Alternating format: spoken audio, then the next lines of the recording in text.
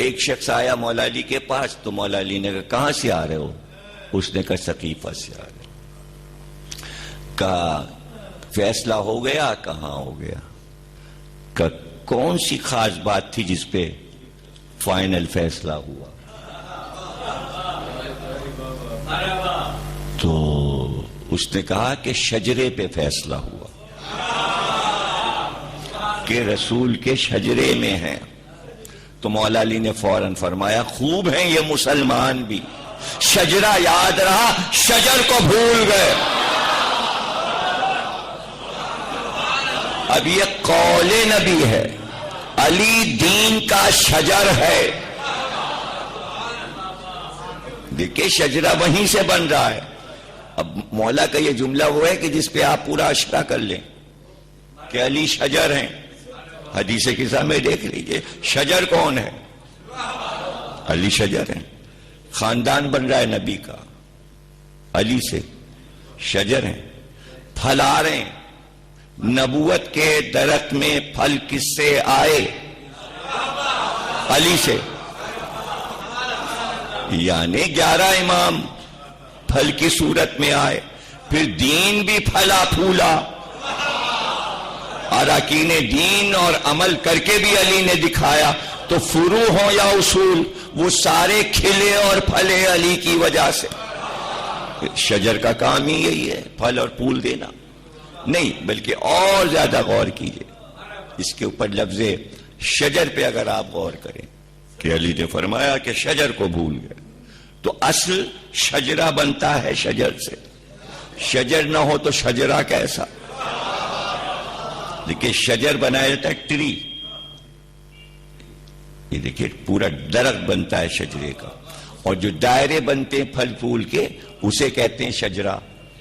درخت اپنی جگہ موجود رہتا ہے اور وہ بتا رہا ہوتا ہے درخت کہ اب یہ آیا شاخ میں، اب یہ آیا، اب یہ آیا، اب یہ آیا، اب یہ آیا۔ تو قیامت تک علی ہی درخت رہیں گے۔ اور اس میں پہلے بھی رسول اللہ نے کہا تھا کہ علی تم وہ درخت ہو کہ تمہارے چاہنے والے اس کے پتے ہیں، تمہاری اولاد جو ہے وہ پھل ہے۔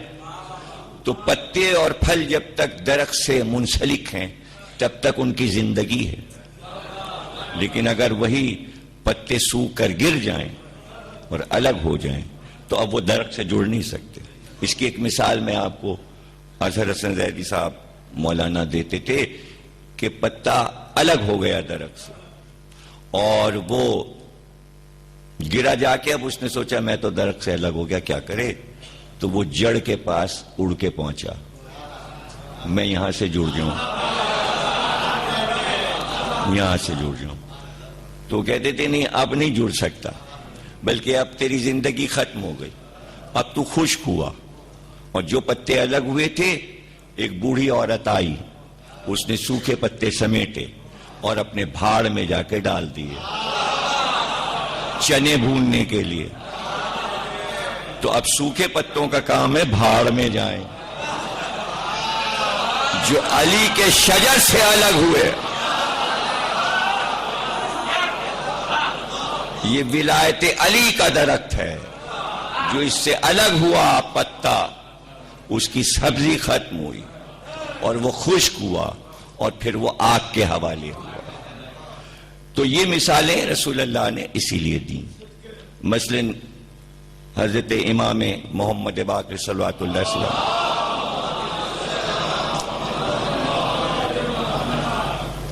گورنر مدینہ مامون بن حرب ہلالی گورنر ہوا تو وہ امام سے ملنے آیا۔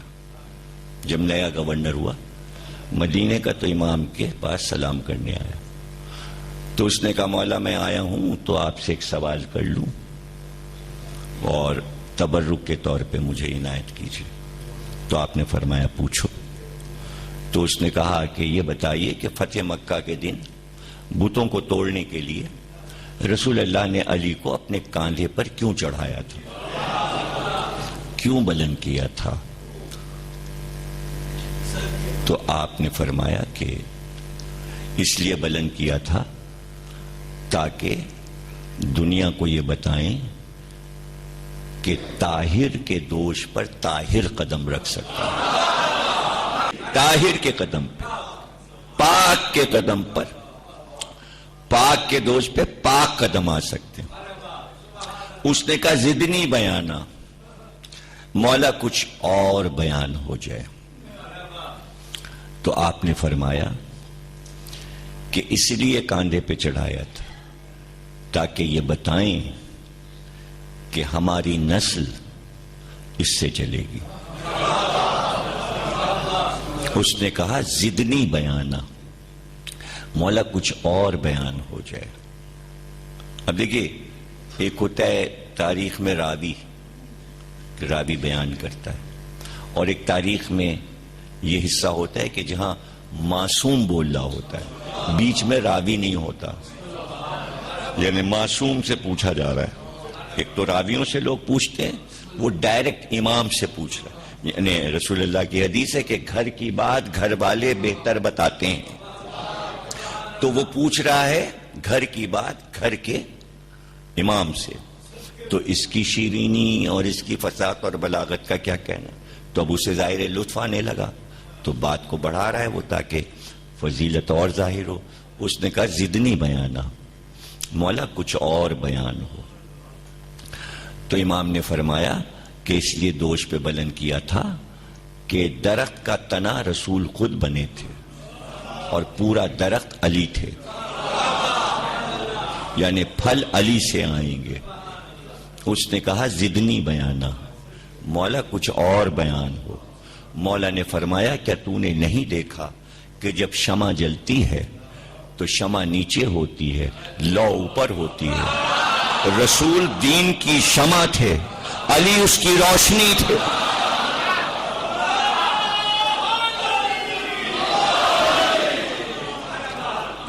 اس نے کہا مولا زدنی بیان، کچھ اور بیان ہو جائے کہ دوش پہ کیوں بلند کیا۔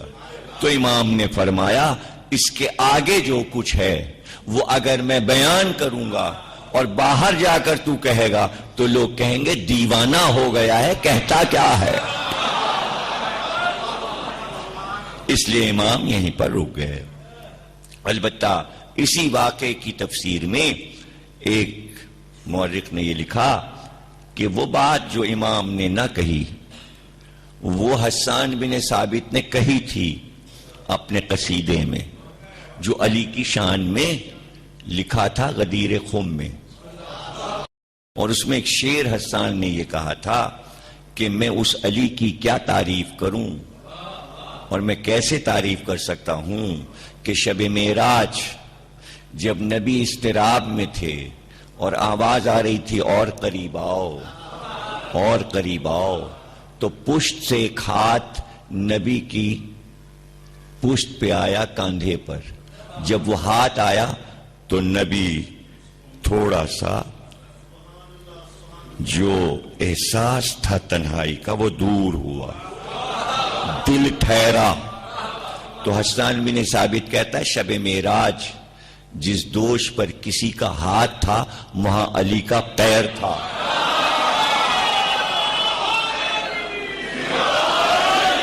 اب ظاہر ہے کہ وہ حسان بن ثابت رسول اللہ کا شاعر ہے۔ تو اب لوگ تو کہتے ہیں نا، دیکھیے ہم کو کہتے ہیں آپ ممبر پہ بیٹھ کے بڑھا دیتے ہیں، اور یہ جو لوگ بڑھا گئے چڑھا گئے، نہیں سمجھے؟ اے نبی نے دوش پہ چڑھایا، دوش پہ چڑھایا، راویوں نے اپنے الفاظ سے بڑھایا، تو ہمارے اوپر کیا الزام ہے؟ یہ الزام بیکار ہے، اور یہ باتیں بھی بیکار ہیں، یہ باتیں بھی فضول ہیں۔ میں بار بار کہہ چکا کہ ذکر علی خود رسول اللہ کا قول ہے، ذکر علی اللہ کی بندگی ہے۔ ذکر علی اللہ کی بندگی ہے۔ اور حج المطالب مشہور کتاب ہے، فضائل علی میں اہل سنت کی کتاب ہے۔ مورخ جو ہے وہ شیعہ نہیں ہے، اس نے یہ حدیث جہاں حدیثیں جمع کی ہیں ان حدیثوں میں یہ لکھا کہ ذکر علی، رسول اللہ نے فرمایا ذکر علی اللہ کی بندگی ہے۔ اب بندگی کو لوگ نہیں سمجھتے، جن کے ذہن میں گندگی ہوتی ہے وہ بندگی کو کیسے